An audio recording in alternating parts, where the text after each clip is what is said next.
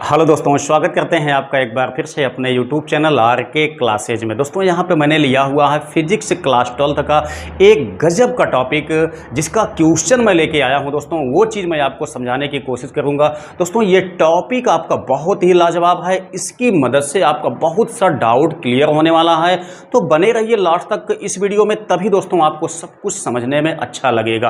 कोई भी चीज़ आपका मिस हो जाएगा तो वो आपके लिए बहुत ज़्यादा नुकसानदायी होगा, क्योंकि दोस्तों हम लोग जानते हैं कि स्टेप बाय स्टेप हमको समझना होता है। एक एक चीज को जानना हमारे लिए नेक्स्ट स्टेप के लिए बहुत आवश्यक होता है। तो मैंने जो क्वेश्चन लिया हुआ है दोस्तों, यहाँ पे आप देख सकते हैं, द्रव्यमान क्षति का लिया हुआ है। दोस्तों ये बहुत ही शानदार क्वेश्चन है। ऐसे क्वेश्चन आपके बोर्ड के एग्जामिनेशन में दोस्तों डिजाइन किए जाते हैं, लेकिन हमारा कॉन्सेप्ट अगर क्लियर नहीं होता है तो हम ऐसे प्रश्नों को लगा नहीं पाते हैं, सॉल्व नहीं कर पाते हैं, हम नंबर छोड़ के चले आते हैं। तो बने रहिए आप इस वीडियो में, आप बिल्कुल भी छोड़ के आने वाले नहीं है। मैं गारंटी के साथ कह सकता हूं कि ऐसे प्रश्नों को आप बहुत ही सिंपल तरीके से लगा के आएंगे बोर्ड एग्जामिनेशन में। तो यहां पे देखिए क्वेश्चन क्या दिया गया है दोस्तों, इसका कॉन्सेप्ट क्या है, सारी चीजों को हम समझेंगे। आप यहां पे देख सकते हैं, ये द्रव्यमान क्षति का क्वेश्चन है दोस्तों। द्रव्यमान क्षति से संबंधित आपका जो क्या कहते हैं कि द्रव्यमान ऊर्जा संबंध, यानी कि जो आपका आइंस्टीन का नियम है, आइंस्टीन का ऊर्जा संबंध का नियम है दोस्तों, द्रव्यमान ऊर्जा संबंध का,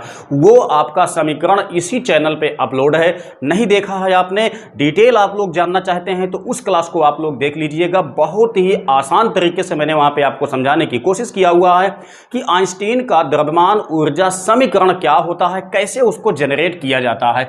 अब देखिए दोस्तों, यहाँ पे क्वेश्चन आपका जो दिया गया है वो भी आपका उसी से रिलेटेड है। यहां देखिए, एक विखंडन प्रक्रिया में द्रव्यमान क्षति, ठीक है ना, 0.25% हो, द्रव्यमान क्षति 0.25% हो, तो 0.4 ग्राम यानी कि 0.4 ग्राम पदार्थ के विखंडन से कितनी ऊर्जा मुक्त होगी। दोस्तों हम लोग जानते हैं कि जब कोई भी पदार्थ होता है, अगर उसका द्रव्यमान नष्ट होता है, तब दोस्तों उसी के रिलेटेड में एक निश्चित मात्रा की ऊर्जा का उत्पादन होता है, जिसको वैज्ञानिक आइंस्टीन ने अपने द्रव्यमान ऊर्जा समीकरण में व्यक्त किया हुआ था। ठीक है, तो वही आपसे पूछा गया है कि अगर 0.4 ग्राम पदार्थ का नष्ट किया जाए या नाभिकीय विखंडन किया जाए इसका, तो जिसमें से कि 0.25% किसका 0.4 ग्राम पदार्थ का विखंडन किया जाएगा,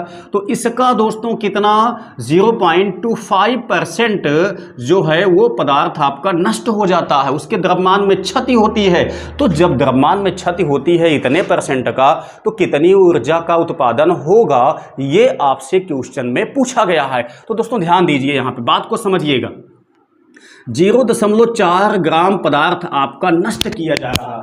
देखिए 0.4 ग्राम पदार्थ आपका नष्ट किया जा रहा है, जिसमें से दोस्तों द्रव्यमान क्षति कितना होगी, वो आपका 0.25% होगी। मतलब इसका 1/4 हिस्सा ही आपका द्रव्यमान क्षति में जाएगा, बाकी शेष हिस्सा जो है वो बचा हुआ है। तो ध्यान रखिएगा, जितना द्रव्यमान क्षति होगी दोस्तों, उसी के एवज में ऊर्जा का उत्पादन भी होगा। इतनी बात समझना। तो देखिए द्रव्यमान क्षति कितना है, इसको हम यहां पे लिखते हैं द्रव्यमान क्षति, ठीक है, कितने का 0.0। देखिए द्रव्यमान क्षति को दोस्तों डेल्टा एम से दर्शाया जाता है। तो डेल्टा एम का मान कितना है, देखिए ये आपका एम का मान थोड़ी ना है, ये बिल्कुल नहीं है। बात को समझिएगा, जितना पदार्थ आपका नष्ट होगा उसी के एवज में ऊर्जा का उत्पादन होगा। तो जितना पदार्थ विखंडन के लिए लिया गया है उसमें से दोस्तों केवल 0.25% ही आपका नष्ट हुआ है। ठीक, तो जितना नष्ट होगा उसी के एवज में ऊर्जा का उत्पादन भी होगा। तो इतने का कितने का 0.4 का कितना 0.25% बटे में हम लिख सकते हैं 100। ठीक है, तो इतना पदार्थ आपका नष्ट हुआ, क्षति हुआ, तो उसी के एवज में आपकी ऊर्जा निकलेगी। ध्यान दीजिएगा, जब इसका मल्टीप्लाई करते हैं दोस्तों, तो यहाँ पे आप देखिए 0.100 यानी 25 चौका 100 बटे में आ गया आपका 100। अब दोस्तों अगर इसका हम 10 से यहाँ पे मल्टीप्लाई कर देते हैं तो ये वाला पॉइंट आपका यहाँ पे चला जाएगा। तो ये हो गया आपका फाइनली कितना 1.0। यहाँ पे देखिए 10 घाते, इसको हम 3 लिख सकते हैं। तो फाइनली इसको जब हम अंश पे ले जाएंगे तो 10 घाते -3 ग्राम हो गया। ठीक है। तो डेल्टा एम देखिए, इतना ही पदार्थ आपका, इस इतने पदार्थ का द्रव्यमान क्षति हुआ है, यानी इतना पदार्थ आपका, इतना ग्राम जो आपका पदार्थ था वही केवल नष्ट हुआ है। तो ऊर्जा कितना उत्पन्न होगी? तो अभी दोस्तों क्या काम कीजिए, अभी इसको आप बदल दीजिए, ये आपका ग्राम में दिया गया है, इसको आप बदल दीजिए किलोग्राम में। तो आप देखते हैं जब किलोग्राम में हम बदलते हैं ग्राम का, तब दोस्तों 1000 से भाग करना पड़ता है। तो यहां पे हो जाएगा 10⁻⁶ kg। ठीक है, तो ये हमको लेके चलना है। तो आप लोग अब इसके बाद जानते हैं कि हमको ऊर्जा निकालना है। तो दोस्तों जब कोई द्रव्यमान नष्ट होता है तो उसके सादृश ऊर्जा का उत्पादन होता है। कितना होता है? आइंस्टीन के द्रव्यमान ऊर्जा समीकरण के अनुसार ये होता है आपका delta E = delta M × C का स्क्वायर। अब दोस्तों देखिए, डेल्टा M का मान, यही पदार्थ आपका नष्ट हुआ है, तो कितना है? 10⁻⁶ kg × C का मान आप लोग जानते हैं कितना होता है?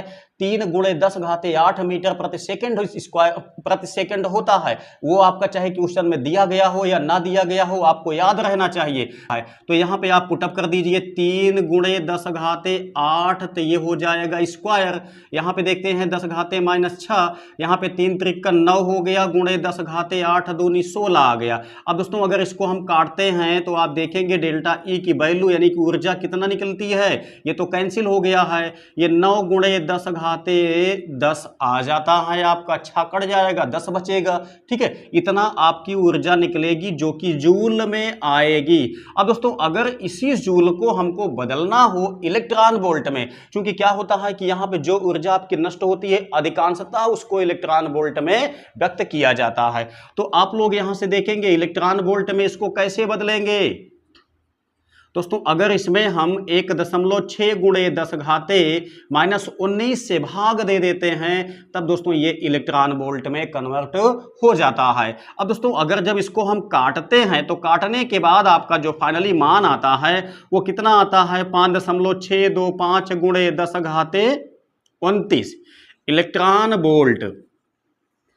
तो फाइनली दोस्तों यहां पे इतनी ऊर्जा आपकी रिलीज होगी जब इतने का 0.25% द्रव्यमान क्षति हो जाएगी। तो ठीक, तो इस तरीके से ये क्वेश्चन आपका सॉल्व हो जाता है। द्रव्यमान क्षति का है दोस्तों, बहुत ही इंपॉर्टेंट टाइप का क्वेश्चन है, बिल्कुल भी आपको छोड़ना नहीं चाहिए। ऐसे प्रश्नों को बहुत ही सावधानी पूर्वक हल करके रखना चाहिए या समझ के रखना चाहिए, ताकि आप एग्जामिनेशन में अच्छी तरह से नंबर को गेन कर सकें। तो उम्मीद करते हैं कि ये क्लास आपके निश्चित ही समझ में आई होगी।